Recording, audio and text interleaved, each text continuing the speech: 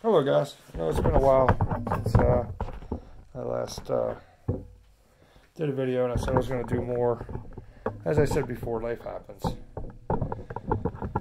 There's much to discuss since my last video. Congratulations to Mr. Shane Van Boening, now the current 9-ball world champion. Very good stuff. I was very pleased to see him get that title. Should have been his long ago.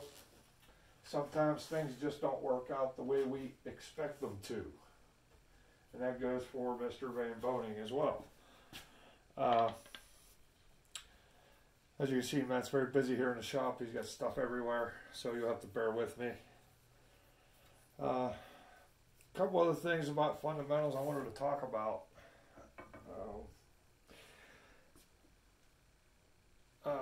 One is stroke. And everybody that teaches pool, including myself, to help people, always tries to change another player's stroke. I found that unless you catch a player early or in a period in his game that he wants to change, it's not going to help them any at all. So, pool is a game where everybody has their own unique stroke. Don't try to copy someone else's. You may try to do some of the things that they do, as far as follow through, and but you can't duplicate another player's speed exactly. You can't duplicate how he pulls the cue back exactly, how they pull the cue back exactly. You can't do that. It's just, you have to let it happen as you progress in playing this game. You've got to just let it happen. You can change a player's stroke, but it's very difficult for them. And it also slows down the learning process for the student and whoever's trying to help them. It really slows them down. So, I guess, if you're trying to help someone, look at what they do, see if they're consistent in what they do. If they're consistently missing in the same spot, try something else before you try changing their stroke. Now, when you get a player early and just beginning, it's very teachable, and you can mold that player a lot better into getting into good fundamentals.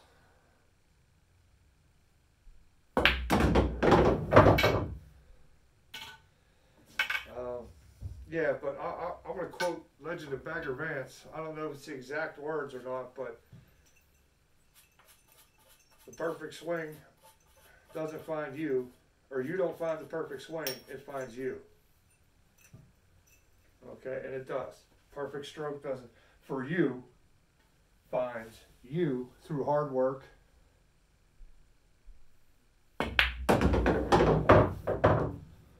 And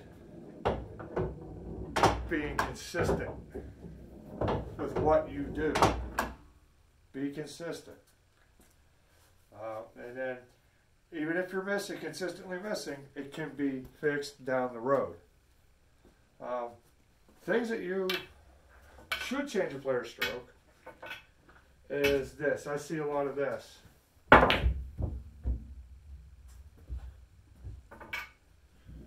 Or this. I see a lot of that. Or steering. You know you hit it bad, and now they're trying to steer the ball. That's the same as jumping up and moving. Steering the ball is the same as jumping up and moving. Try to help that person as much as you can. If you see them jumping up, moving all over the place, kicking their leg up in the air. But I once had a guy who played like this. Played for me, played like this, like this. Believe it or not, he was a 600 average player. That's what he was used to. I was never going to be able to change that. Didn't even try, because I knew better. And this was 20 years ago. So another thing about fundamentals is your feet. Your feet. I've noticed like 3 different types of players in the top pros. One, they'll get where they need to be with their right foot. Like for me, I don't stand on the pocket line. I put the right outside edge of my foot next to the shot line. Okay, that's what I do. And then when I turn in, I'm right there. All right. The other one is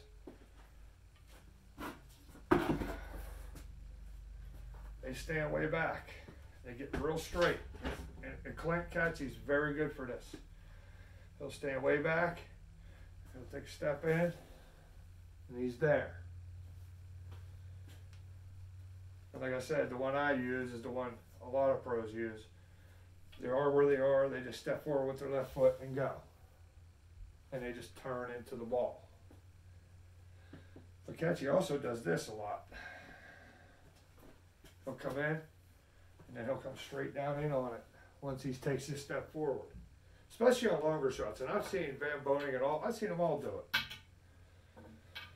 Okay. And then, well, actually, that's about it for 2 types of professional players in America. I have more of a snooker stance, where I'm very square to the shot. Okay, that would be, I guess, my 3rd type of player. I try to keep very square, and you can try all of them, watch them, study them. I don't have the technology to show you my feet and everything. I don't have that, guys. Watch them. Watch the pros. And you'll be able to start identifying them.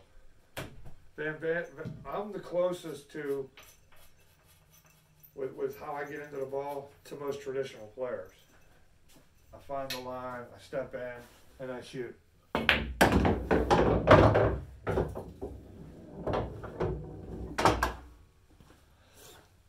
If I have a really tough straight shot, I do come straight down in on the ball. And I'll show you on the shorter shot, so I don't have to move the camera or anything. So I'm here. I get where I need to be. I walk in, come straight down in on the line. And then hit it. That one feels strange when you first start doing it, but it gets better. You'll get used to it as you go along and play. So that's another thing I want to talk about fundamentals. Don't try to change too much in your game all at once. Do minor changes. And you'll find that it'll work out much, much better for you. Wow, this one's playing long. Well, the other ones I played on today were playing short. So we're just going to use the cut instead of the spin. Still long. One more try. So now the cut and the spin didn't work by themselves. So we're going to do both. I'll put an 1/8 ball right of center cut on this. Half tip of right. And Bob's your uncle. I like that saying. I don't know why. I'm not even, well, I guess I am. I'm not even from England. That's a cool saying. Anyway, that's how you teach yourself to bank. Teach yourself how to bank, guys. But first, you got to know the reference lines. But back to fundamentals. If you're really comfortable and you're not a very good player, you need to try uncomfortable. Okay? Do something that's just makes you completely uncomfortable. Because comfortable is not working if you're not making the balls. It's just not going to happen. So, anyway, what I mean by that is, if you're a player that likes to stand on the shot line, and that's comfortable for you, and you're missing, try standing off to the side of the shot line without touching it at all. So that'll give you more space out here with your arm away from your body. Gives you more room to move the cue. Because a lot of times what I see is people standing right on the shot line, or put their foot right down the center of their foot, their arm's too close, and they hit their body, and they don't have enough room to move, to follow through with their strokes. You can get away with that kind of stuff on short shots, but on a longer shot, it's really going to show up, and you're going to miss a lot. Yeah, that's about all I have for this version of, or this session of fundamentals. Oh, I also want to put out there, some people don't like closed bridges. Try what other players have dubbed the Johnny Archer bridge. Just like that. See it? Put it down on the table. Keep that thumb tight. That thumb tight pressed against there. If it was loose, then your stick's going to wobble in it. So, with the Johnny Archer bridge, I'll do everything I normally do.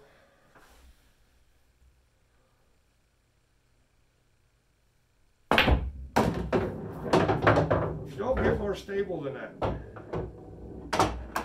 You don't get really more stable with an open bridge than this right here. I don't know, Mr. Archer, and I apologize if I'm offending you, but I don't mean to. That's what other players have called it. I've heard it called in the past. So, and you can do everything you want, just like you can with a closed bridge with this. Okay, you can do everything you want. So, just a few more tips on fundamentals, and I'll think of another topic here shortly, and I'll do another video. But I gotta get some oil in the arm first. You know, I don't want to miss too many while I'm recording. But anyway, once again, congratulations to Mr. Van Boening, and a big shout out to Mr. Albin, who was a true sportsman and was truly happy for Shane that he won the title. That's a sign of mutual respect on a professional level, and that was I thought that was really, really cool and really, really noble. So, okay, until next time, I'll speak to you later.